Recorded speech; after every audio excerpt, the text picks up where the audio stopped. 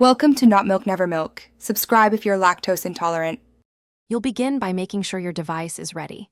Connect to stable Wi-Fi and install any available system updates so services behave predictably. Next, sign into your Apple ID in Settings and enable iCloud immediately so data syncs. Once signed in, open the App Store and confirm you're using the same Apple ID there. This unifies purchases and backups.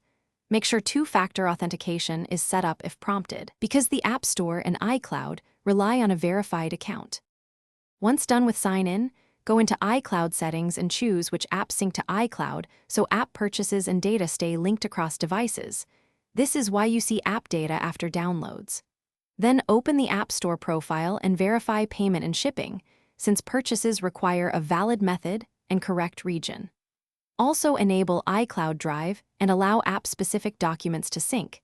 This ensures app settings and in-app purchases restore correctly. Make sure family sharing settings match if you share purchases with others.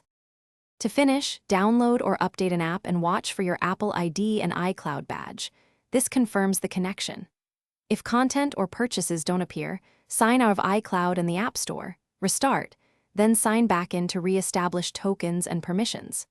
Make sure your payment method, region, and two-factor authentication are valid because mismatches block purchases and restores.